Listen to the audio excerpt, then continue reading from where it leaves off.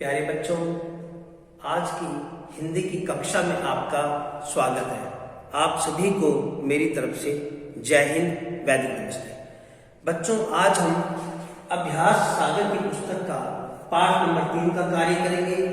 इस पाठ का जो विषय है वो है संज्ञा व उसके भेद। बच्चों, सबसे पहले संज्ञा के बारे में हम समझते हैं। संज्ञा आपको कई बार बताई गई है कि अगर मैं अपनी आंख बंद करूं और अपनी आंख बंद करने के बाद खोलूं, जितनी भी चीजें मेरे सामने आएंगी वो सारी की सारी चीजें संज्ञा है। चाहे पंखा लगा लीजिए, चाहे चौक लगा लीजिए, चाहे ये ग्रीन बोर्ड लगा लीजिए, चाहे दिल्ली, करनाल या जो भी मुझे दिखाई देता है, बाहर पेड़ नजर आ रहा है, जो भी मुझे दिखाई दे रहा है वो सारी सारी चीजें संज्ञा है। अगर इसकी हम परिभाषा देखें संज्ञा की, किसी भी व्यक्ति, कोई भी व्यक्ति हो, किसी वस्तु, किसी स्थान, किसी जाति या किसी भाव के नाम को संज्ञा कहते हैं। किसी व्यक्ति, कोई भी व्यक्ति, राम, श्याम, वस्तु जैसे चौक है, ग्रीन बोर्ड है, या स्थान जैसे दिल्ली, करनाल, जाति, स्थान, जाति या भाव के नाम को संज्ञा कहते हैं। भाव होता है जिसे हम छू नहीं सकते, सिर्फ अंदर से महसूस कर सकते हैं। अब संज्ञा बच्चों 3 टाइप्स का होता है। पहला है व्यक्तिवाचक संज्ञा। व्यक्तिवाचक संज्ञा, अब साधारण भाषा में व्यक्तिवाचक संज्ञा उसे कहते हैं जहां पर किसी भी व्यक्ति का प्रॉपर नेम दिया हो, उसका नाम दिया हो, जैसे राम, सीता, गीता, या किसी स्थान का प्रॉपर नाम हो, दिल्ली करना, वो है व्यक्तिवाचक संज्ञा। अब सेकंड जो जातिवाचक संज्ञा है, वहां पर प्रॉपर नेम नहीं होता। जातिवाचक संज्ञा में जो शब्द होते हैं उनका बहुवचन बनता है या वो अधिक होते हैं। अब मैं अगर एक उदाहरण दूं, मैं कहूंगा किसी बच्चे को, बेटा नदी में चले जाओ, नदी में, तो अब नदी कोई भी हो सकती है ना, गंगा भी है, यमुना भी है, यदि जो बहुत ज्यादा हो, गंगा, यमुना, सरस्वती, तो वो जातिवाचक संज्ञा है। ठीक है। अब अगर मैं उस नदी का प्रॉपर नेम लेता हूं, जैसे गंगा, तो गंगा यहाँ पर व्यक्तिवाचक संज्ञा है। अगर मैं कहूंगा नदी, तो नदी यहाँ पर जातिवाचक संज्ञा है। तो अब है भाववाचक संज्ञा। भाववाचक संज्ञा मीन्स जिसे हम अंदर से महसूस कर सके, जिसे हम ना देख सके, ना टच कर सके, है ना, जैसे खुशी होगी, ईमानदारी होगी, ये सारे सारे शब्द भाववाचक संज्ञा है। तो आइए हम इसका कार्य शुरू करते हैं। सभी बच्चे अपनी पुस्तक निकाल लीजिए। अब बच्चों, पहला प्रश्न है, हमारे पास कुछ शब्द दिए गए हैं।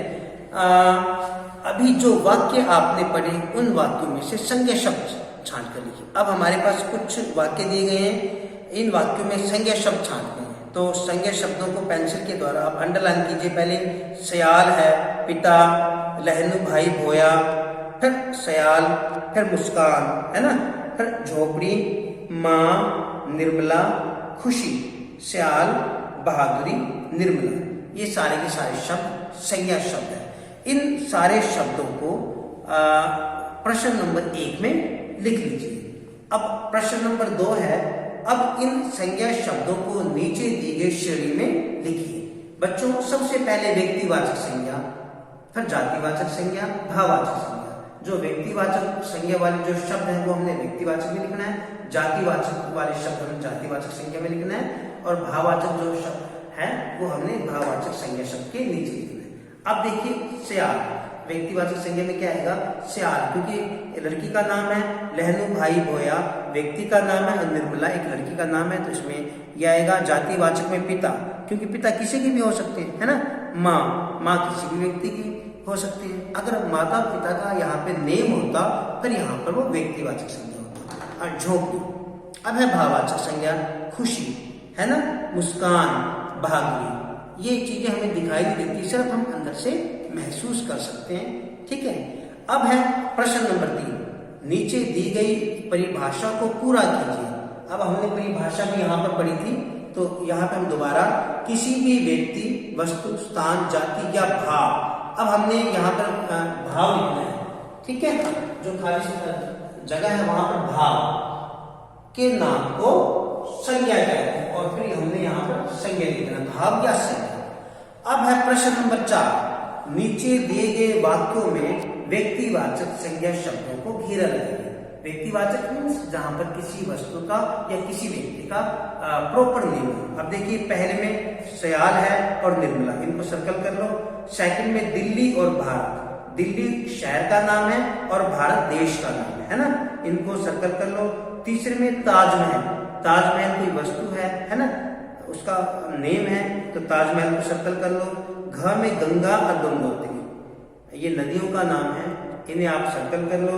और उसके बाद रीना, पूजा और सीमा, ये लड़कियों का नाम है, इन्हें आप सर्कल कर लो, ये व्यक्तिवाचक संज्ञा। प्रश्न नंबर 5 है, नीचे दिए गए वाक्यों में जातिवाचक संज्ञा शब्दों को घेरा लगाइए। अब हमने जातिवाचक यानी जिनके बहुत संख्या ज्यादा है ना, बहुवचन जिनका बनता है। अब देखिए यहाँ पे जंगल, जंगल कोई भी हो सकता है, तो पहले में जंगल। सांप, सांप कोई भी हो सकता है ना, तो सांप, सेकंड में सांप को सर्कल कर लो। और गांव में पेड़ों और फल, क्योंकि पेड़ कोई भी हो सकता है, अमरूद का पेड़ है ना, जामुन का पेड़, फल कोई भी हो सकता है, दोनों जातिवाचक संज्ञा है। देश, देश कोई भी हो सकता है, पाकिस्तान, नेपाल, भारत, तो ये जातिवाचक संज्ञा है। उसके बाद नागरिक भी जातिवाचक संज्ञा है। कक्षा और बच्चे, कक्षा कोई भी हो सकती है, ये वाली कक्षा या दूसरी कक्षा, 7वीं की कक्षा, 6ठी की कक्षा, तो कक्षा भी जातिवाचक संज्ञा है। अब उसके बाद है बच्चे, बच्चे कोई भी हो सकता है, वो उधर वाला बच्चा भी हो सकता है या उधर वाला बच्चा भी, है ना, जिनकी संख्या ज्यादा हो या जो कोई भी हो सकती है वो जातिवाचक संज्ञा में आती है। अब प्रश्न नंबर 6 है, नीचे दिए गए वाक्यों में भाववाचक संज्ञा शब्दों पर घेरा लगाइए। पहले में विनम्रता है ना, जिसे हम महसूस करते हैं। विनम्रता का मतलब क्या होता है, सहनशीलता या जिसके अंदर आदर भाव हो। सेकंड में महात्मा बुद्ध ने शांति, दया और प्रेम, शांति, दया और प्रेम को, तीनों को सर्कल कर लो। इन शब्दों को हम महसूस करते हैं, है ना। उसके बाद चढ़ाई, इसे सर्कल कर लो। और घ में परीक्षा समाप्त होने के बाद लड़की ने खुशी।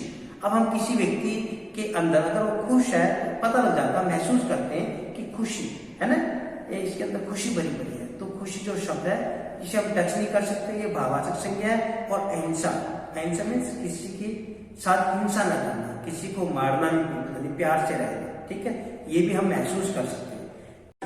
प्रश्न नंबर 7 है, दिए गए शब्दों का भाववाचक संज्ञा शब्द बनाइए। तो अमीर का क्या बनेगा, अमीर।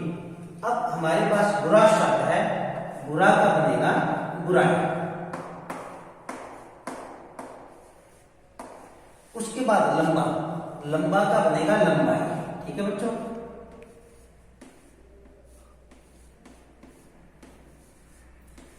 और बच्चा, बच्चा का बनेगा बचपन। आप अपनी पुस्तक में साथ साथ लिखते रहिए। उसके बाद लड़का, हमारे पास लिखे हुए इनका जो भाववाचक संज्ञा है लड़कपन। क्रोधी का बनेगा क्रोध, दयालु का बनेगा दया और गरीब का बनेगा गरीब। तो बच्चों इस पाठ यानी पाठ नंबर जो 3 है, इसके इस वीडियो की सहायता से हम इसके प्रश्न नंबर 7 तक ही करेंगे। आगे का जो कार्य है हम नेक्स्ट वीडियो में करेंगे। बच्चों आप खुश रहें, सुरक्षित रहें, घर पर ही रहें और जो भी कार्य आपको दिया जाता है वो आप करते रहें। इसी मंगल कामना के साथ धन्यवाद।